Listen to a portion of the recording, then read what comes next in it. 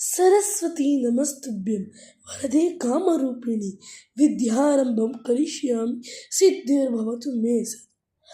Friends, ಮತ್ತೆ welcome back for fun with Pratham channel. Friends, ನಿಮ್ಮ ಸ್ಕೂಲಲ್ಲಿ ಯಾವತ್ತಾದ್ರು ಸರಸ್ವತಿ ಪೂಜೆ ಅಂತೂ ಮಾಡೇ ಮಾಡಿರ್ತಾರೆ.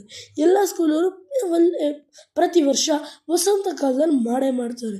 ವಸಂತ ಕಾಲದಲ್ಲಿ ಯಾಕೆ ಮಾಡ್ತಾರೆ? ಇವತ್ತು ಸರಸ್ವತಿ ಏಂತ ಕೊಟ್ಟಿದ್ರು, ಯಾವಾಗ ಹುಟ್ಟಿದ್ರು, ಅದ್ರ ಬ್ಯಾಕ್ ಸ್ಟೋರಿ ಏನು ಅಂತ ನಾನು ಇವತ್ತು ಹೇಳ್ತೀನಿ. ಫ್ರೆಂಡ್ಸ್, ಒಂದಾನೊಂದು ಕಾಲದಲ್ಲಿ ವಿಷ್ಣು ಅನ್ಕೋತಾರೆ, ಇಲ್ಲಿ ನನ್ನ ಕೆಲಸ ಏನೂ ಇಲ್ಲ, ಈಗ ನಾನು ಏನು ಮಾಡಲಿ, ಸುಮ್ಮನೆ ಎಷ್ಟು ಮಾಡೋದೇ ನನ್ನ ಕೆಲಸ ಅಂದ್ಕೊಂಡಿರ್ತಾರೆ. ಅವ್ರಿಗೆ ಒಂದು ಥಾಟ್ ಬರುತ್ತೆ, ಮನುಷ್ಯನ ಮಾಡೋಣ, ಪ್ರಾಣಿಗಳನ್ನ ಮಾಡೋಣ, ಭೂಮಿ ಮಾಡೋಣ, ಜಗತ್ತನ್ನ ಮಾಡೋಣ ಅಂತ. ಅವರು ಬ್ರಹ್ಮನ್ನ ಕರೀತಾರೆ ಮತ್ತು ಹೇಳ್ತಾರೆ, ಬ್ರಹ್ಮ ಹೋಗು, ನಿನಗೆ ಒಂದು ಕೆಲಸ ಕೊಡ್ತೀವಿ, ಹೋಗಿ ಬ್ರಹ್ಮಾಂಡ ಮಾಡು, ಜಗತ್ತನ್ನು ಮಾಡು ಅಂತ ಹೇಳ್ತಾರೆ. ಬ್ರಹ್ಮ ಏನೋ ಎಲ್ಲನೂ ಮಾಡ್ತಾರೆ. ಹೌದ್ರೆ ಅವ್ರು ಅನ್ಕೋತಾರೆ, ಎಲ್ಲ ದೇವರು ತಮ್ಮ ಕೆಲಸ ಕರೆಕ್ಟಾಗಿ ಮಾಡ್ತಾರೆ, ಆದರೆ ನಾನು ಹೆಂಗೆ ಮಾಡಿದ್ದೀನಿ ಅಂತ ನೋಡಬೇಕು ಅಂತ ಹೋಗ್ತಾರೆ. ಅವಾಗ ಹೋದಾಗ ಪ್ರಾಣಿಗಳೆಲ್ಲ ಮಲಗಿರುತ್ತೆ. ಅದಕ್ಕೆ ಕೆಲಸ ಏನು ಮಾಡಬೇಕು ಅಂತ ಗೊತ್ತಿರಲ್ಲ.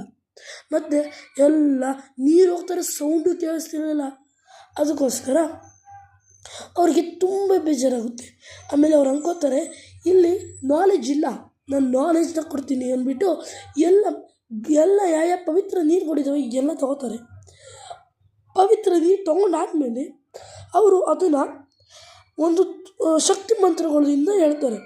ಒಬ್ಬರು ಫುಲ್ಲು ವೈಟ್ ಸೀರೆ ಹಾಕಿರೋ ಲೇಡಿ, ಕೂದಲು ಬಿಟ್ಟಿದ್ದಾರೆ, ತುಂಬ ನೋಡೋಕ್ಕೆ ಚೆನ್ನಾಗಿದ್ದಾರೆ, ವೀಣೆ ಹಿಡಿದಿದ್ದಾರೆ, ಕಮಲ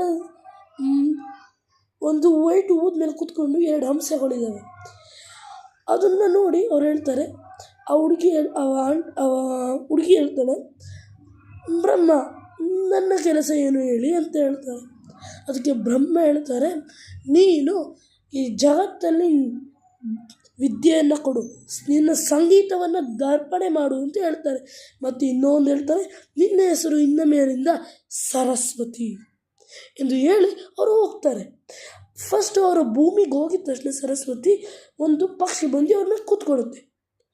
ಅದು ಕೋಗಿಲೆ ಆಗಿರುತ್ತೆ.